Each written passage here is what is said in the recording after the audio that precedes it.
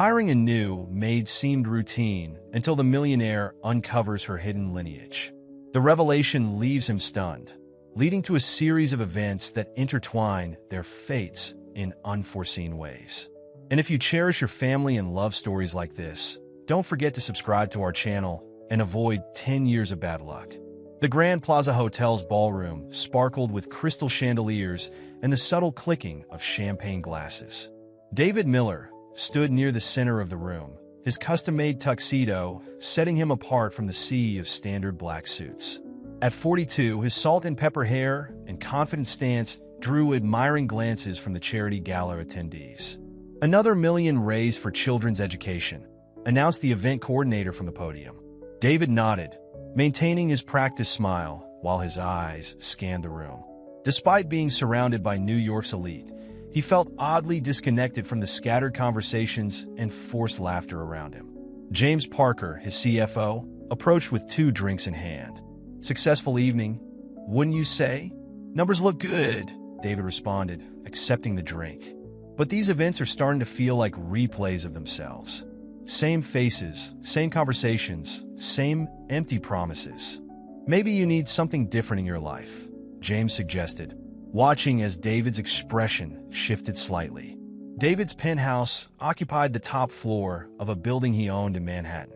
While the space impressed visitors with its modern design and floor-to-ceiling windows, it felt hollow to him. He spent most evenings reviewing contracts or attending business dinners, his personal life reduced to occasional dates that never led anywhere meaningful. Across town, in one of David's smaller properties, Lisa Brown worked methodically through her cleaning routine. At 28, she carried herself with a quiet dignity that seemed at odds with her role as a domestic worker.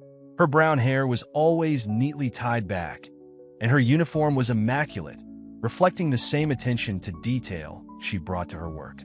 Lisa paused while dusting a shelf of awards and photographs. Her eyes lingered on a picture of David receiving a humanitarian award. The glass surface reflected her own image back at her, a stark contrast to the wealth and success captured in the photograph. She quickly resumed her work, pushing aside thoughts of the life she'd left behind. The following morning, David made an unexpected visit to the property. He occasionally used the space for private meetings and wanted to ensure everything was in order. As he walked through the rooms, he noticed the exceptional cleanliness and organization. Lisa was finishing up in the study when David entered. She immediately straightened, surprised by his presence. "Mr. Miller, I apologize. I didn't know you'd be here today." "No need to apologize," David said, looking around the room with appreciation. "You've done an excellent job here. The attention to detail is impressive." Lisa's smile was genuine but guarded. "Thank you, sir. I take pride in my work." For a moment, their eyes met, and David noticed something in her expression, a depth of experience that seemed incongruous with her role. There was a story there, hidden behind her professional demeanor, but he couldn't quite place it. "How long have you been working here?" David asked, genuinely curious. 3 months, sir," Lisa responded, her hands clasped in front of her. "Well, keep up the good work. It's noticed and appreciated." As David left the room, Lisa's composed expression faltered slightly. She reached for the locket hidden beneath her uniform, a small gold piece that contained the only connection to her past life. The weight of its secrets pressed against her chest, a constant reminder of everything she'd left behind. The brief interaction left both of them thoughtful. David found himself impressed by Lisa's quiet competence and dignity, while Lisa struggled with the growing complexity of her situation. She'd taken this job to start fresh, to escape the complications of her past, but standing in the presence of one of New York's most powerful men made her realize how difficult it would be to maintain the separation between her past and present lives. As evening fell, David sat in his penthouse office, reviewing the property's staff records. Lisa's application was minimal. Previous experience in domestic work, excellent references, no personal details beyond the basics. Something about her demeanor had caught his attention, but he couldn't quite identify what it was. Perhaps it was the way she carried herself, with a grace that seemed to speak of a different kind of life. Or maybe it was the flash of something deeper he'd seen in her eyes during their brief interaction. David Miller sat in his office, reviewing the quarterly reports when his head of household staffing entered with a concerned expression.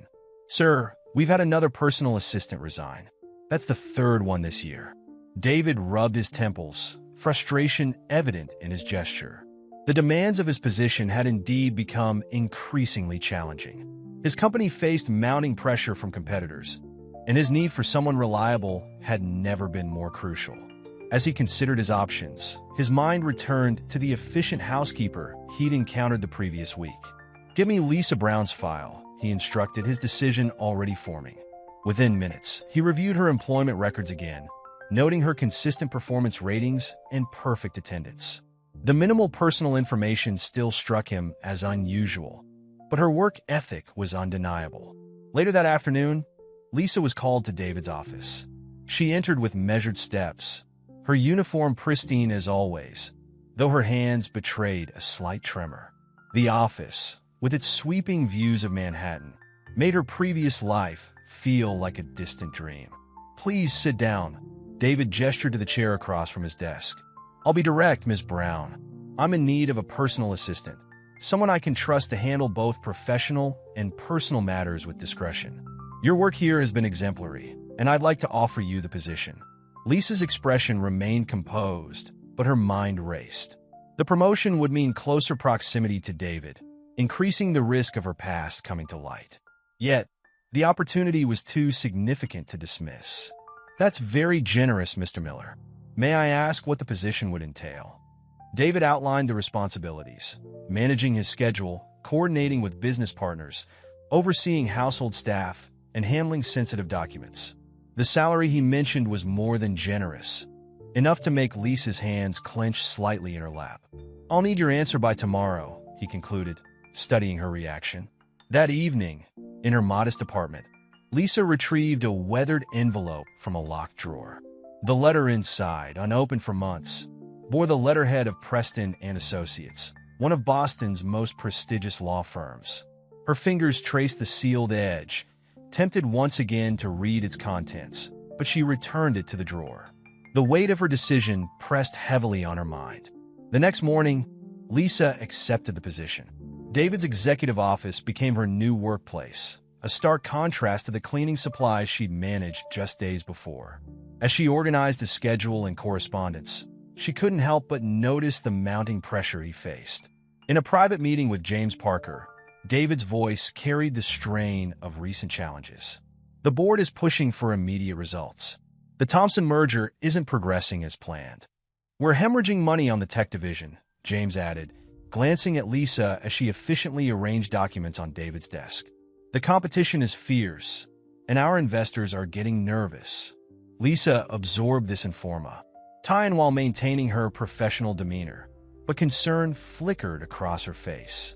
She recognized the signs of a company under siege. Her family's business had faced similar challenges before everything fell apart. Later that week, during a late-night work session, David noticed Lisa's understanding of complex financial documents. "You seem familiar with corporate structures," he observed. Lisa carefully measured her response. "I've picked things up quickly in my previous positions," she said, redirecting the conversation to the task at hand. The dynamics of their relationship shifted subtly as days passed. David found himself relying increasingly on Lisa's quiet competence, while she struggled with the growing weight of her deception. Her presence in his office meant exposure to sensitive information, adding another layer of complexity to her situation. One evening, as Lisa prepared to leave, she overheard a heated phone conversation in David's office. "I don't care what it takes," he was saying. "Find a way to keep the tech division afloat. We can't afford any mistakes right now." The worry in his voice resonated with memories of her own past: board meetings, crisis management, the pressure of maintaining a family legacy. She closed her eyes briefly, pushing away the flood of recollections. In her apartment that night, Lisa again faced the unopened letter. The secrets it contained could change everything: her position with David, her fresh start, the careful walls she'd built around her past. The irony wasn't lost on her. While helping David manage his empire, she was hiding her own connection to one of Boston's oldest fortunes. David, unaware of Lisa's internal struggle, found himself sharing more of his concerns with her. Her presence had become a stabilizing force in his chaotic world. Yet there were moments when he caught glimpses of something more in her reactions. A flash of understanding too deep for someone with her stated background, an insight too sharp for her supposed experience. As they worked late one evening, David confided, "Sometimes I wonder if it's all worth it, the constant pressure, the endless demands." He looked at Lisa, seeking understanding. "Do you ever feel like you're living someone else's life?" The question hit too close to home. Lisa busied herself with organizing files, her voice carefully neutral. "Everyone has their burdens to bear, Mr. Miller." The weight of unspoken truths hung between them, creating an invisible barrier that neither was ready to breach. David returned to his work, unaware that his new assistant carried secrets that could potentially solve his company's problems, or destroy everything they were both working to protect. Rain pelted against the windshield of David's Mercedes as he accelerated through Manhattan streets. The board meeting had run late, and crucial documents needed his signature before the Asian markets opened. Lisa sat in the passenger seat, reviewing contracts on her tablet, her presence necessary for the late-night filing. "The Hong Kong office needs these modifications within the hour," Lisa said, glancing at her watch. "But sir, perhaps we should pull over until the rain lets up." David's knuckles whitened on the steering wheel. "We don't have time. Gardner's already threatening to pull his investment if we don't show immediate action on the merger." The traffic light ahead turned yellow. David pressed the accelerator, determined to make it through. Neither of them saw the delivery truck running the red light from the cross street. Time seemed to slow. Lisa's head turned first, catching sight of the approaching headlights. "David!" she screamed, dropping the formal Mr. Miller for the first time. Her hand reached for the wheel, attempting to turn it. The impact came from the driver's side. The Mercedes spun violently, metal screaming against metal. Lisa's airbag deployed, but she remained conscious enough to see David's head snap forward. "Tach." But the car came to rest against a concrete barrier, rain streaming through the shattered windows. "David!" Lisa's voice shook as she unbuckled her seatbelt. Blood trickled from a cut on her forehead, but her focus remained on David's motionless form. "David, can you hear me?" His eyes were open, but he wasn't moving. I can't feel my legs," he whispered. Lisa's first aid training kicked in. "Don't move," she commanded, her voice steady despite her racing heart. She could hear sirens approaching. "Help is coming. Just stay still." The next 48 hours passed in a blur of hospital corridors and medical terms. Spinal cord injury, partial paralysis, physical therapy. Lisa remained at the hospital, handling calls, coordinating with doctors, and managing the press that gathered outside like vultures. James Parker arrived the morning after the accident, his face grave. "The board is already talking about interim leadership," he informed Lisa in a hushed voice outside David's room. "This couldn't have happened at a worse time." "The board's concerns can wait," Lisa responded firmly. "Right now, Mr. Miller needs to focus on his recovery." Inside the hospital room, David lay still, staring at the ceiling. The doctors had confirmed their initial diagnosis. The accident had left him paralyzed from the waist down. There was hope for partial recovery with intensive therapy, but nothing was certain. Lisa entered his room on the third day, carrying his laptop and phone. "The office is under control," she reported.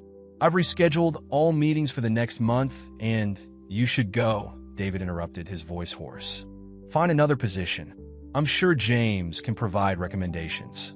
Lisa set down the devices and moved closer to his bed. "I'm not leaving," she stated simply. "Unless you're firing me?" David turned to look at her, really look at her for the first time since the accident.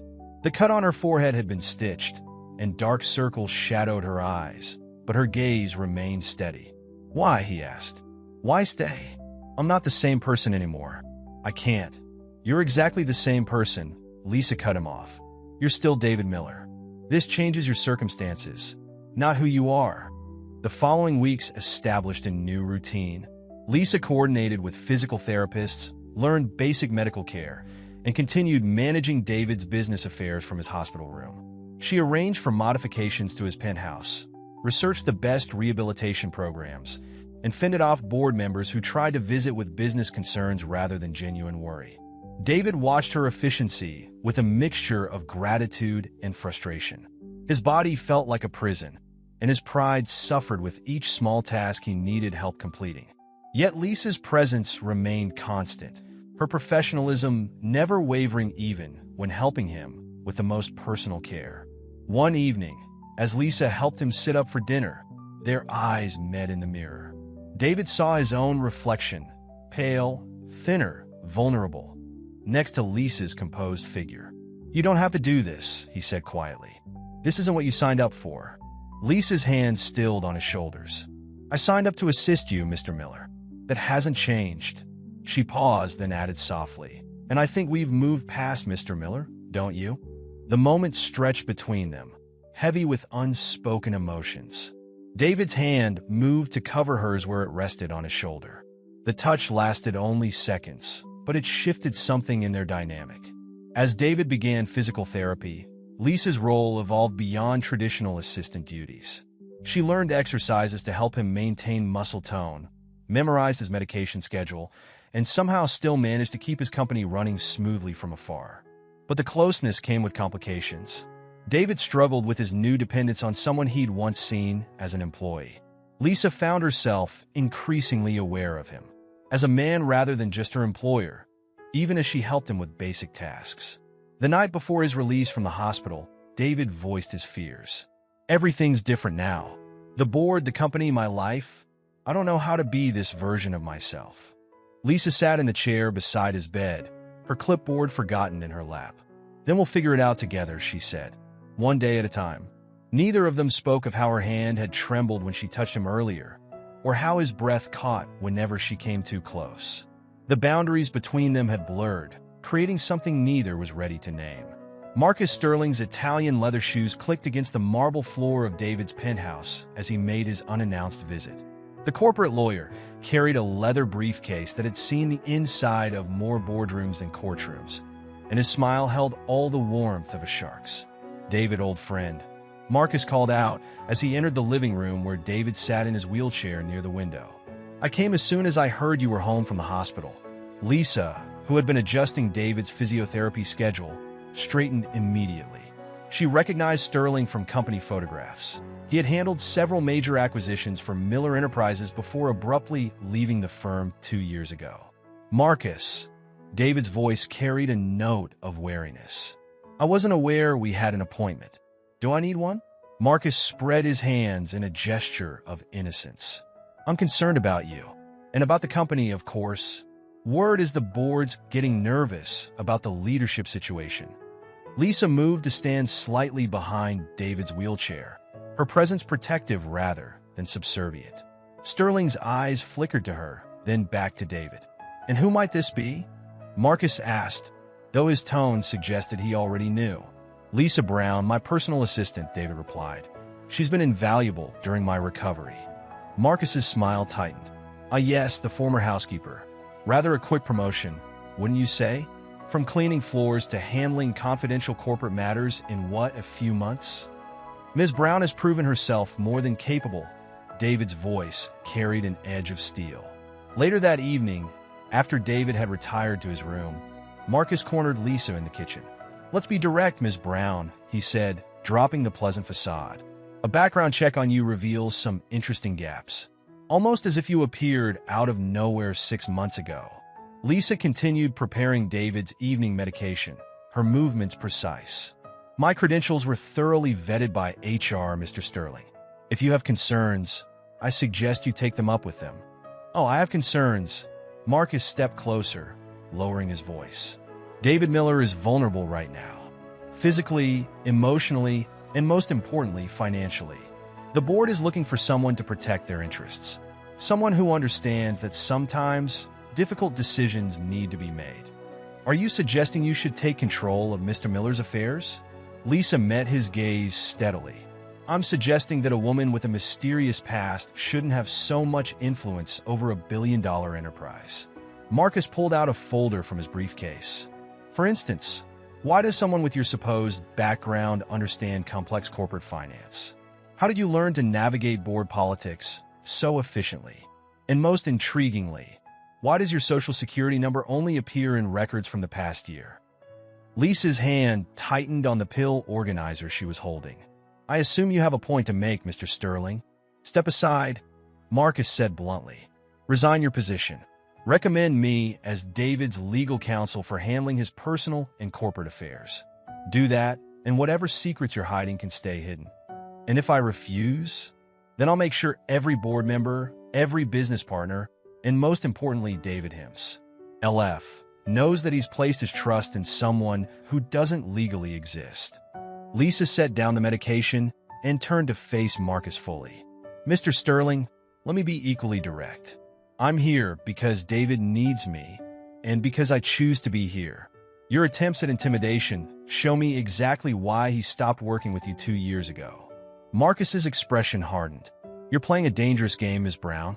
David might trust you now, but what happens when he learns you've been lying to him? When he discovers whatever it is you're running from? The only person threatening David's interests right now is you, Lisa replied, her voice steady. And unlike you, I actually care about his well-being, not just his company. How touching, Marcus sneered. The devoted assistant, selflessly caring for her wounded employer. I wonder what David would think if he knew you were keeping secrets that could affect his entire future. We all have secrets, Mr. Sterling, including you. For instance, does David know about your meetings with Gardner International last month? Marcus's face flickered with surprise before he could mask it. You're bluffing. Am I? Lisa stepped closer, her voice dropping. Leave David alone. He needs to focus on his recovery, not defend himself against corporate vultures. After Marcus left, Lisa stood in the kitchen, her hands trembling slightly. She had won this round, but Sterling's threats had hit too close to home. Her past was a liability, one that could hurt not only her, but David as well. David's voice came from the doorway, his wheelchair humming softly as he entered. Everything all right? I heard voices. Lisa composed herself quickly. Mr. Sterling was just leaving. He had some concerns about company management. Marcus always has concerns, David said dryly. Usually ones that somehow end with him gaining more control. He studied her face carefully. Did he say something to upset you? Nothing I can't handle, Lisa assured him, but her smile didn't quite reach her eyes. That night, Lisa lay awake in her room adjacent to David's, Sterling's threats echoing in her mind. The irony wasn't lost on her. She had taken this job to escape her past, only to find herself fighting to protect someone else's future. The unopened letter in her drawer seemed to pulse with unspoken truths, each one a potential weapon in Sterling's hands. In his own room, David stared at the ceiling, thinking about the look he'd seen on Lisa's face after Marcus left. Something had passed between them, something that stirred his protective instincts despite his current limitations. He had hired Marcus years ago for his ruthlessness, a quality that had served the company well until it hadn't. Now that same ruthlessness was directed at Lisa, and David felt powerless to stop it. The evening light filtered through the penthouse windows as David struggled with his physical therapy exercises. Sweat beaded on his forehead as he attempted to strengthen his upper body, his frustration evident in every movement. That's enough for today, Lisa said softly, moving to help him back into his wheelchair. I'm not finished, David insisted, his voice strained. You're pushing too hard. Recovery takes time. David's hands slammed against the exercise mat. Time is exactly what I don't have. The company is slipping away. The board is questioning every decision. And I can't even stand on my own 2 feet to fight back. Lisa knelt beside him, her professional distance momentarily forgotten. David, look at me. When he did, she continued, your worth isn't measured by whether you can stand. Your mind, your determination, those haven't changed. Haven't they? His voice dropped to a whisper. I used to command rooms, make million-dollar decisions without hesitation. Now I need help just to dress myself. And yet you're still running your company, still making those decisions. The only difference is you're doing it from a different position. There ES met, the moment charged with unspoken emotions. David reached out, his fingers brushing her cheek before he caught himself and pulled back. The intimate moment was interrupted by the arrival of Richard Crawford, David's longtime friend and business associate. His expensive suit and carefully maintained appearance spoke of old money and boardroom influence. "David," Richard called out, his smile not quite reaching his eyes. "The physical therapy seems to be going well." Lisa helped David into his wheelchair, noting how Richard's gaze lingered on her movements. Something about his presence had always made her uneasy, though she couldn't quite place why. "Lisa, would you mind giving us a moment?" David asked, though his tone suggested he'd rather she stayed. Once alone, Richard settled into an armchair across from David.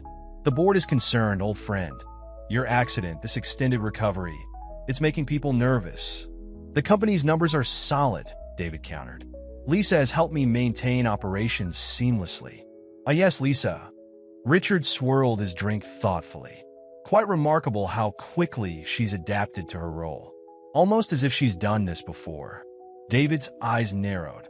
"What are you implying?" "Only that it's interesting how much influence she's gained in such a short time. A woman with virtually no background in corporate management, suddenly handling your personal and professional affairs. She's proven herself more than capable." Richard leaned forward. "Has she? Or is she simply taking advantage of your vulnerability?" "Wake up, David. You're not thinking clearly where she's concerned." Later that evening, Richard approached Lisa as she worked in the home office. "Ms. Brown," his voice carried false warmth. "Might we have a word?" Lisa kept her expression neutral. "Of course, Mr. Crawford. You've done an admirable job caring for David," he began, circling her desk slowly. "Perhaps too admirable. One might wonder about your motivations." "My only motivation is ensuring Mr. Miller's recovery and the company's stability." Richard laughed softly. "Come now, let's be honest. A beautiful young woman, spending every day with a vulnerable billionaire? The implications write themselves." Lisa stood, her patience wearing thin. "Mr. Crawford, if you have something to say it directly." "Very well." His pleasant demeanor vanished. "I've known David for 20 years. I've watched him build his empire from nothing, and I won't stand by while some opportunistic caregiver manipulates her way into his life. Your concern for David would be more convincing if you weren't currently negotiating with his competitors," Lisa replied coolly. Richard's face hardened. "You're overstepping, Ms. Brown. Be careful. Accidents happen all the time, so people never fully recover." The threat hung in the air between them. Lisa's hand trembled slightly as she gathered her papers. "Is that what happened 2 years ago, when David's previous assistant had her unfortunate accident?" Richard's expression flickered briefly before his smooth mask returned. "You should focus on your duties, Ms. Brown. Leave the past where it belongs." That night, during their usual evening routine, David noticed Lisa's distraction. "What did Richard say to you?" Lisa hesitated, arranging his medications. "Nothing of consequence." "Lisa." His hand caught hers, stopping her movement. "Talk to me." She looked down at their joined hands, feeling the warmth of his touch. "He thinks I'm taking advantage of you, that I have ulterior motives." "And do you?" The question hung between them, heavy with implications. Lisa met his gaze. "Not the ones he thinks." David's thumb traced circles on her palm, sending shivers up her arm. "I trust you, Lisa. More than Richard, more than anyone right now. Maybe that should frighten me, but it doesn't." "It should," she whispered, thinking of the unopened letter in her drawer, of all the truths she couldn't tell H. "Envia Epsilon?" Instead of answering, Lisa gently withdrew her hand. "You should rest. Tomorrow's board meeting is important." As she turned to leave, David called out, "Lisa?" She paused at the door. "Whatever you're not telling me, whenever you're ready, I'll listen." Alone in her room later, Lisa pressed her hands to her eyes, fighting back tears. Richard's threats, combined with her growing feelings for David, were making it increasingly difficult to maintain her composure. The weight of her secrets felt heavier with each passing day, especially now that she could no longer deny her deepening feelings for David. In his own room, David stared at the city lights through his window, thinking about the fear he'd glimpsed in Lisa's eyes when he'd asked about Richard. Something was happening, something beyond Richard's usual power plays. He felt it in the tension whenever certain topics arose, saw it in the way Lisa sometimes seemed to catch herself before speaking. The question was, What would it cost them both when the truth finally came to light? The envelope sat on Lisa's bed like an accusation. After Richard's threats, she'd retrieved it from its hiding place, knowing she could no longer avoid its contents. The Preston and Associates letterhead seemed to glow in the dim light of her bedroom. With trembling fingers, she finally broke the seal, unfolding the thick paper inside. Dear Ms. Elizabeth Blackwood, this letter serves as formal notification of your inheritance rights following the death of your grandfather, Jonathan Blackwood III, as the sole surviving heir to the Blackwood fortune and holdings. Lisa's eyes blurred as she read the details. The Blackwood Group's assets, the family properties, the trust funds, all of it now legally hers. The fortune she'd run from when her family's empire had crumbled amid scandal and betrayal was trying to reclaim her. A soft knock interrupted her thoughts. Lisa, David's voice came through the door. Are you all right? You missed dinner. She quickly folded the letter, tucking it away. Just a moment, she called, wiping her eyes and checking her reflection before opening the door. David sat in his wheelchair, concern evident on his face. You've been quiet since Richard's visit. I'm fine, she said automatically, then caught herself at David's skeptical look. It's just been a long day. Join me for a nightcap, he offered. I could use the company. In David's private study, the city lights twinkled through the windows as he poured them both a small measure of scotch. His movements had become more confident in handling such tasks, a small victory in his ongoing recovery. Sometimes, he said, handing her a glass, I wonder if any of this is real anymore. The company, the wealth, the persona I built. It all feels like a house of cards ready to collapse. Lisa sat across from him, cradling her drink. Why do you say that? Because I'm not the same man who built all this. He gestured to his wheelchair. The board sees it, Richard sees it, everyone does. They're all just waiting for me to fail. You haven't failed, Lisa said firmly. You're adapting, fighting back. That takes more strength than running an empire ever did. David studied her face in the dim light. How do you do that? Do what? See past all the surface noise to what really matters. He leaned forward slightly. It's like you understand this world better than someone with your background should. Lisa's heart raced at his observation. The letter's weight seemed to burn in her pocket. Perhaps I'm just observant. No, David shook his head. It's more than that. The way you handle the board members, your understanding of corporate politics. Sometimes I think you're carrying as many secrets as I am. Everyone has secrets, she whispered, echoing her words to Marcus Sterling. Yes, but most people's secrets don't make them look terrified when someone mentions their past. David's hand found hers across the spa. See between them. Whatever it is, Lisa, you can trust me. The moment stretched between them, heavy with possibility. Lisa looked at their joined hands, feeling the warmth of his touch, the gentle strength that remained despite his injury. It would be so easy to tell him everything about the Blackwood fortune, about why she'd run, about how helping him had given her life new purpose. Instead, she said, I trust you with my life, David, but there are some truths that could hurt more than help. Is that why you stay? He asked softly. Because you're running from something? I stay because I want to. She met his gaze steadily. Because despite everything, being here feels right. David's thumb traced patterns on her palm, sending shivers up her arm. And if I said I needed you for more than just running my company? Lisa's breath caught. David, I know the timing is wrong, he continued. I know there are 1,000 reasons why this is complicated, but I've never felt more myself than when I'm with you, wheelchair and all.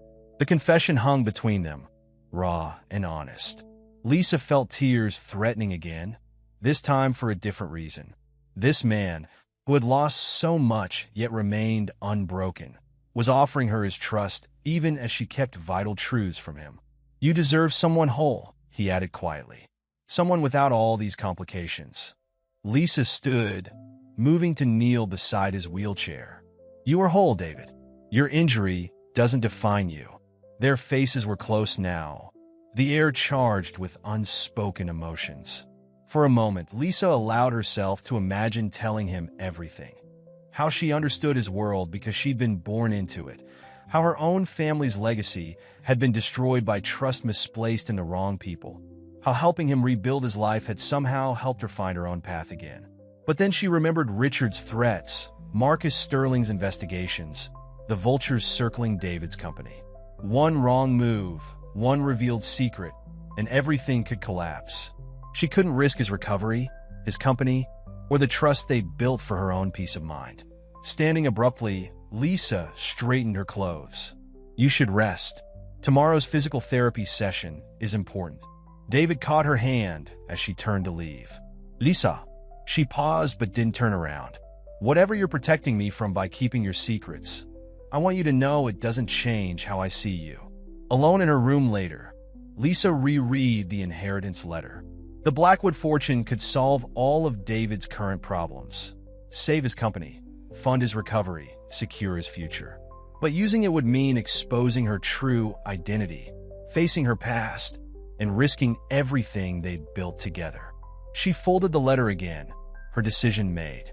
For now, Elizabeth Blackwood would remain hidden, and Lisa Brown would continue protecting the man she'd grown to love, even if it meant protecting him from herself.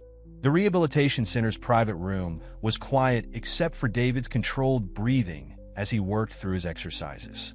3 months of intensive therapy had strengthened his upper body considerably, and today he'd managed to support his weight on the parallel bars for almost a minute.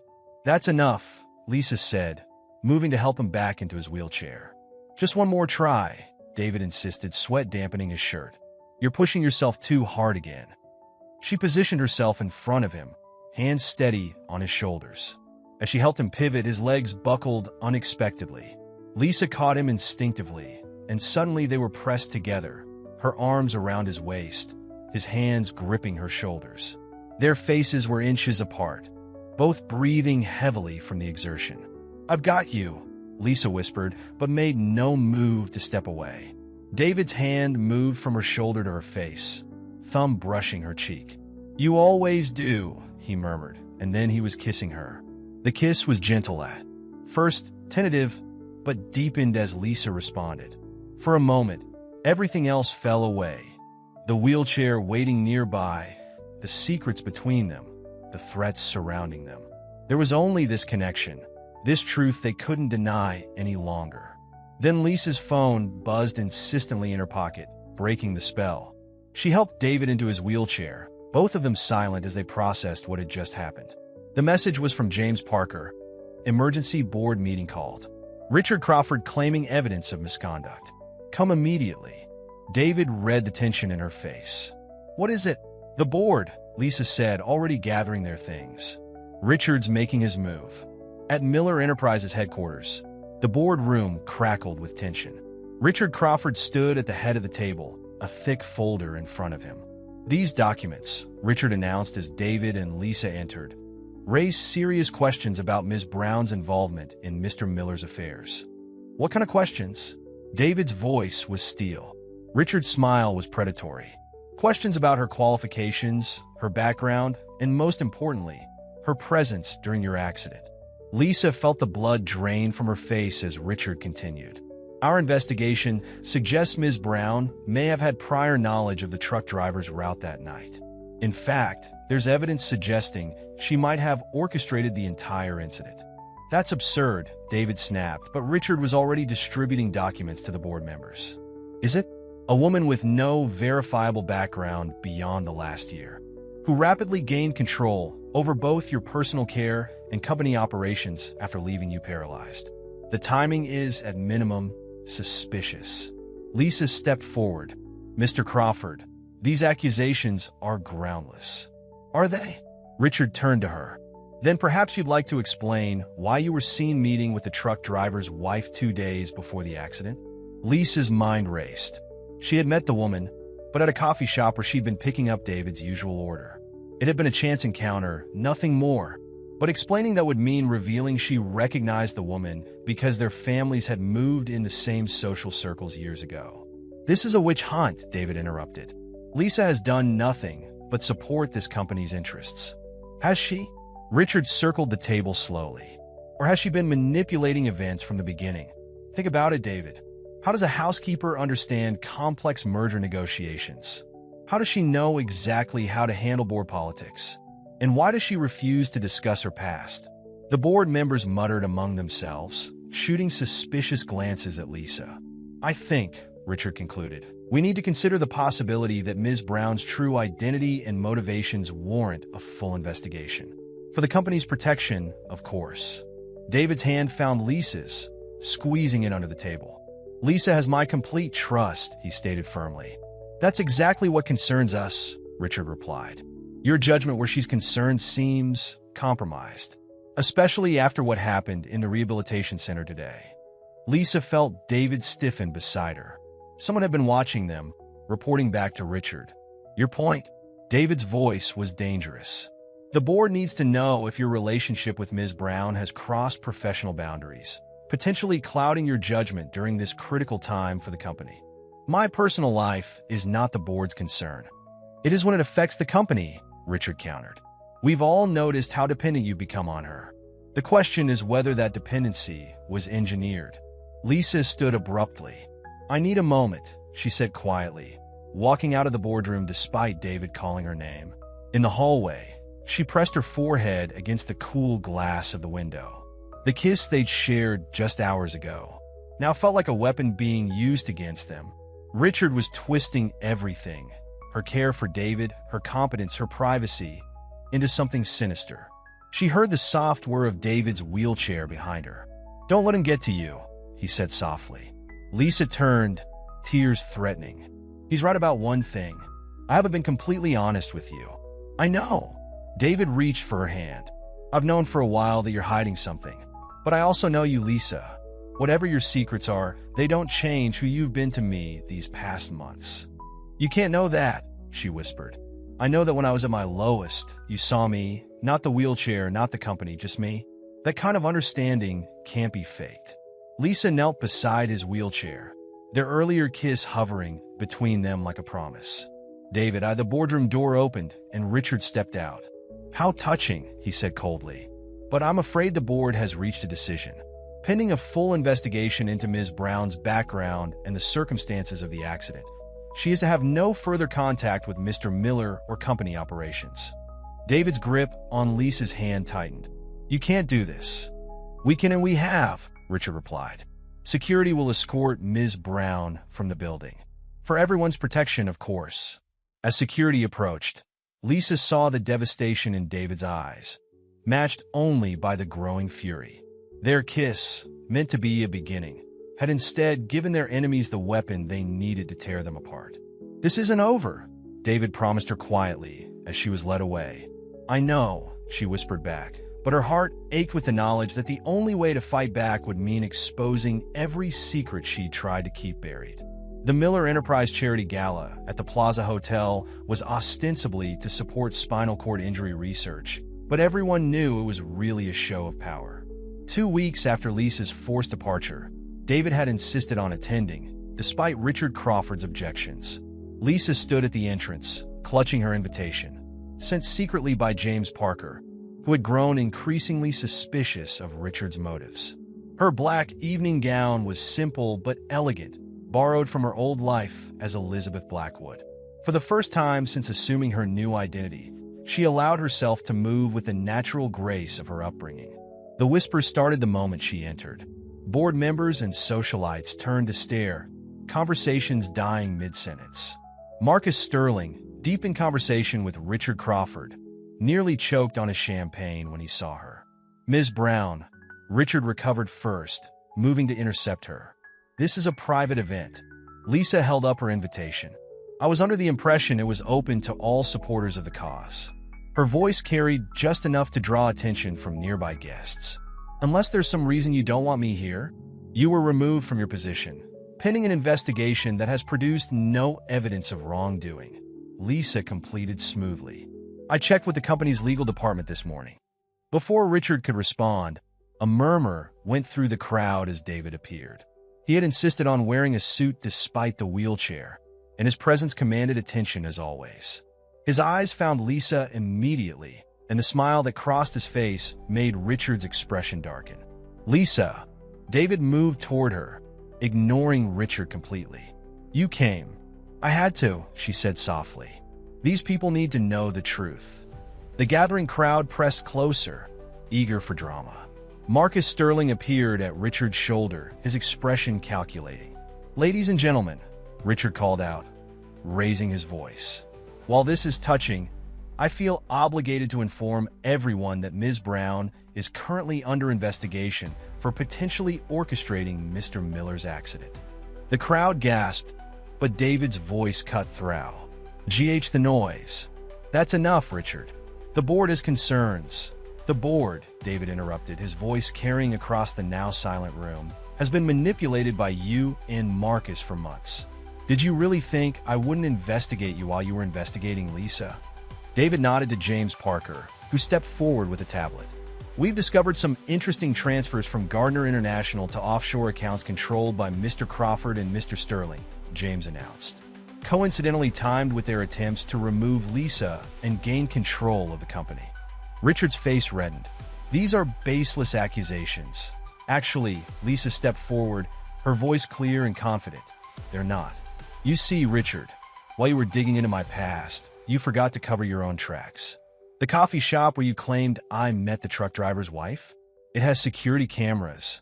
Footage shows you meeting with the driver himself the day before the accident." The crowd erupted in whispers.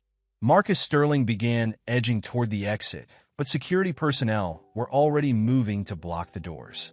"You orchestrated everything," David continued, his voice hard.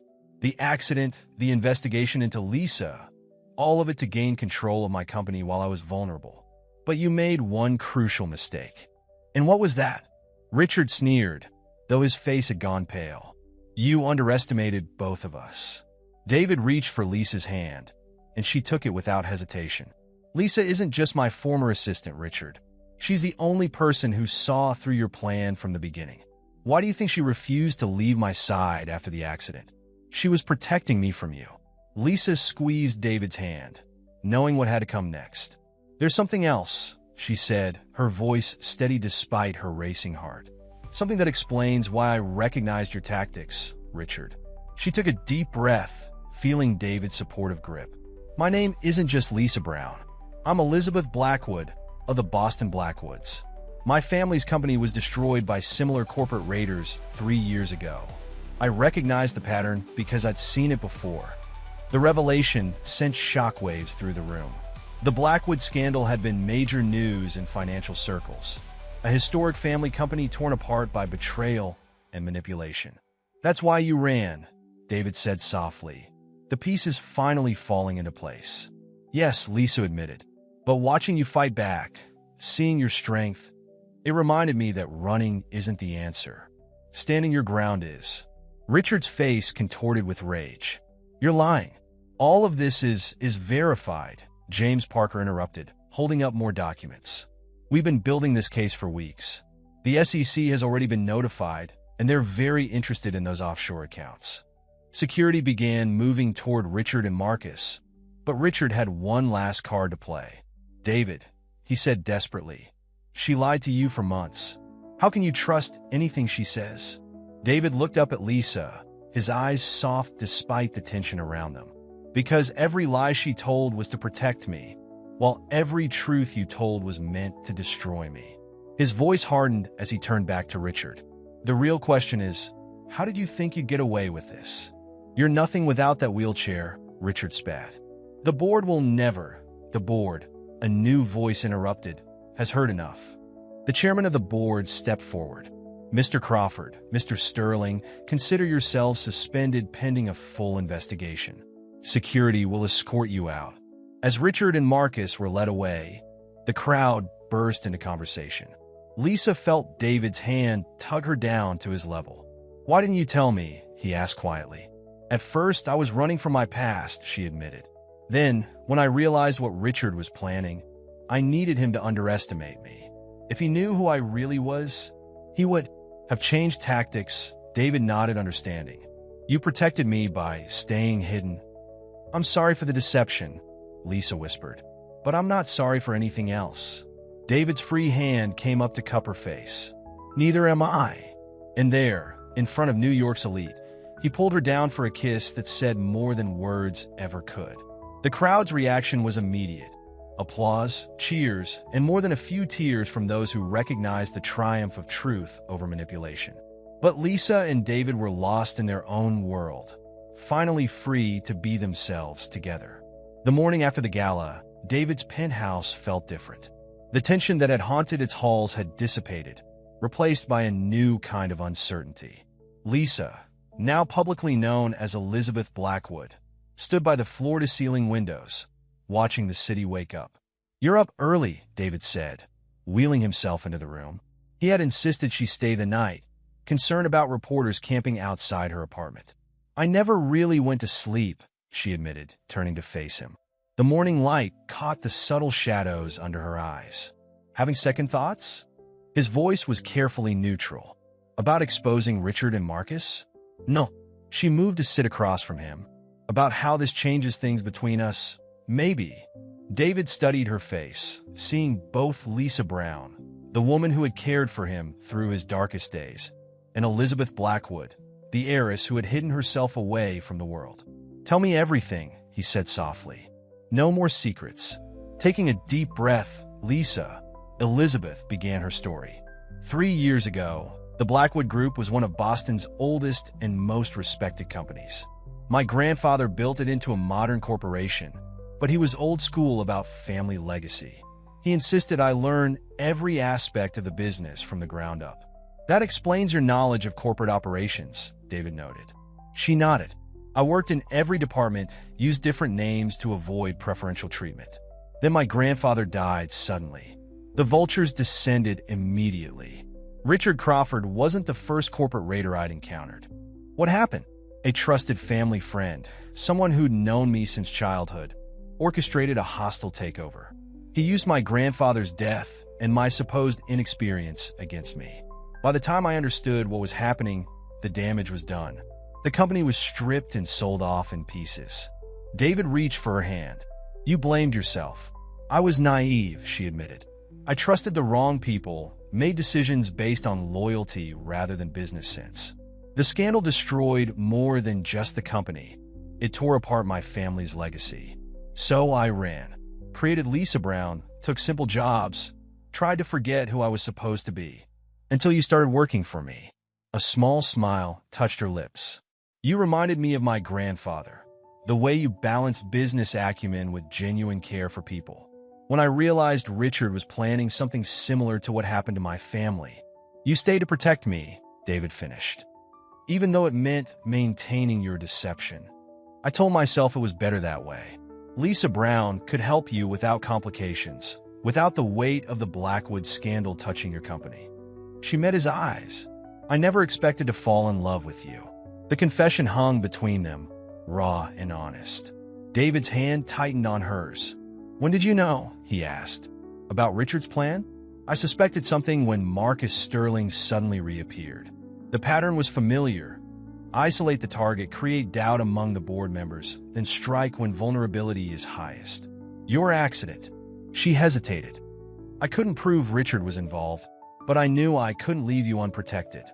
So the dedicated nurse routine was partly strategic," she admitted. "But everything I felt, everything we shared, that was real. The hardest part was watching you struggle and knowing my family's fortune could help, but using it would mean exposing everything." David was quiet for a moment, processing. "You know what amazes me?" he finally said. "Not that you're really an heiress, or that you outmaneuvered Richard. It's that you chose to stay. After everything you'd been through, you could have walked away. Instead, you faced your past to protect my future." Tears welled in Lisa's eyes. "I couldn't let them do to you what they did to my family. And somewhere along the way, protecting you became about more than just revenge or redemption. It became about us," David said softly. "Yes." She wiped her eyes. "But now everything's different. The press will dig up the whole Blackwood scandal. Your board members will question having another controversial figure involved with the company. And us." She gestured between them. "How can you trust me after months of lies?" David moved his wheelchair closer, reaching up to cup her face. "Elizabeth Blackwood may be your real name, but Lisa Brown is just as real. She's the part of you that survived loss and found strength in starting over." I fell in love with both sides of you, even before I knew they existed. A knock at the door interrupted them. James Parker entered, looking apologetic. I'm sorry, but you both need to see this. He handed them the morning's financial papers. The headline screamed, Blackwood Heiress reveals corporate conspiracy, Miller Enterprises scandal, love, lies, and corporate raiders from Maid to Millionaire, the double life of Elizabeth Blackwood. The board is calling an emergency meeting, James continued. They want to discuss the implications of everything. Lisa stood, squaring her shoulders. I'll face them. They deserve to hear the whole truth from me. We'll face them, David corrected, taking her hand. Together this time. No more hiding. James cleared his throat. There's something else. The SEC investigation into Richard and Marcus has uncovered evidence linking them to the original Blackwood Group takeover. They weren't just targeting Miller Enterprises. They were trying to prevent you from reclaiming your family's company. Lisa froze. What? The paperwork you received about your inheritance. They knew about it. That's why they moved against David when they did. They needed to gain control before you could access your grandfather's resources. David watched understanding dawn on Lisa's face. Your grandfather protected you, he said softly. He made sure you'd have a second chance when you were ready. Lisa's free hand went to her throat, where her locket still hung. All this time, Ms. Blackwood, James said formally, with your permission, we'd like to begin proceedings to investigate the original takeover of Blackwood Group. Between your testimony and the evidence we've gathered against Richard and Marcus, there's a strong case for corporate fraud. Lisa looked at David, who smiled encouragingly. It's time to reclaim your legacy, he said. Both of them. Standing straighter, Lisa nodded. Schedule the board meeting, James. It's time they learned exactly who they're dealing with, both Elizabeth Blackwood and Lisa Brown. As James left, David pulled her down for a gentle kiss. I wouldn't want to face them without you, he murmured. You don't have to, she replied. Not ever again.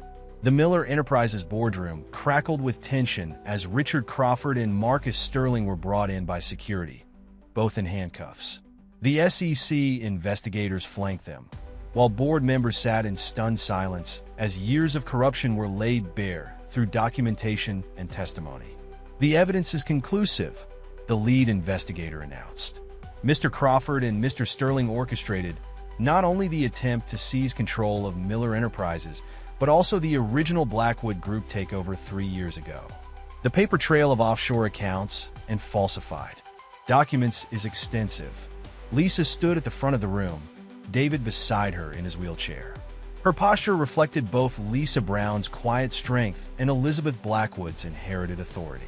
You really thought you'd get away with it twice, she addressed Richard directly. That's why you panicked when you realized who I was, because I was living proof of your previous schemes.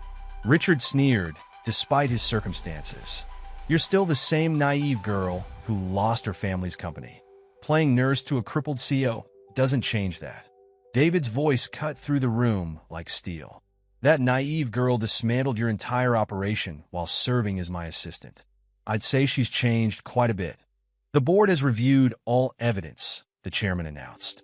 We're prepared to move forward with full prosecution, including the recovery of stolen assets from both companies.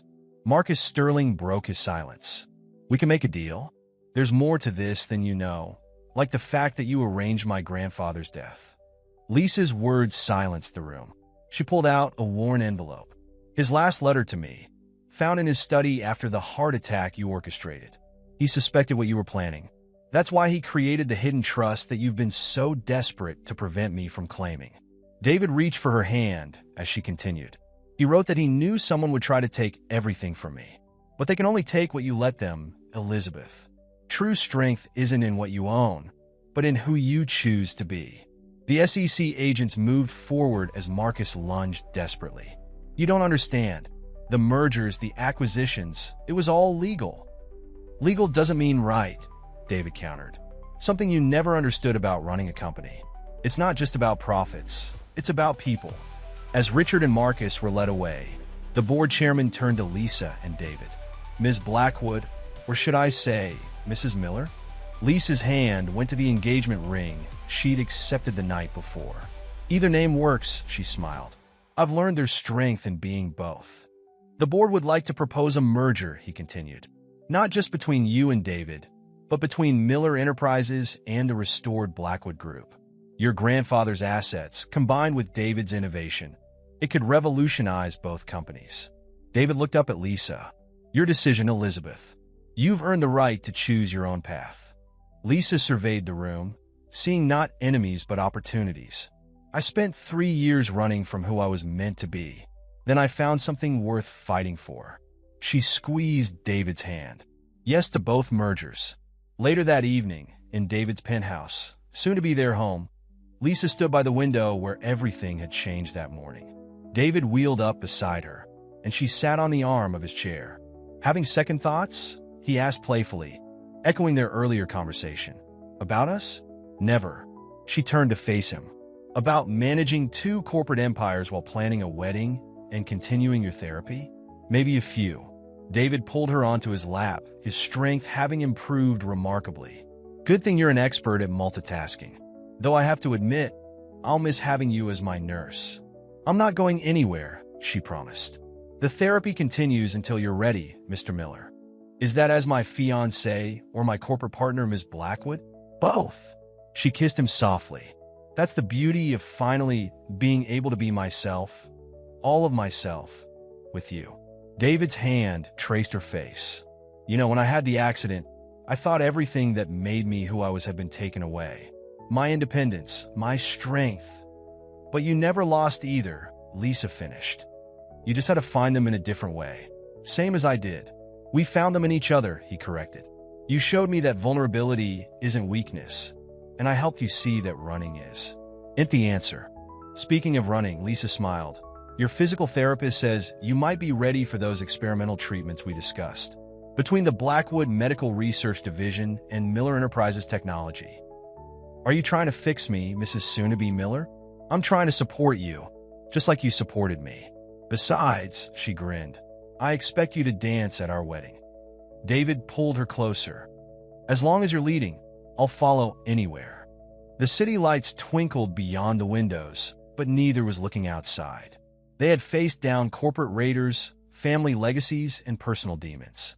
They had rebuilt trust from lies, found strength in vulnerability, and discovered that true power lies not in wealth or position, but in the courage to be oneself and the wisdom to trust and love. So, David murmured against her lips, what's our next challenge? Lisa smiled. Does it matter? We'll face it together. Together, he agreed, sealing the promise with a kiss. In the end, it wasn't about the wheelchairs or wealth, the corporations or conspiracies. It was about 2 people who found each other while pretending to be someone else, only to discover that their true selves were exactly what they both needed. Elizabeth Blackwood and David Miller had lost everything to find something greater, a love strong enough to overcome any obstacle, heal any wound, and bridge any distance. And that was worth more than all the fortunes in the world.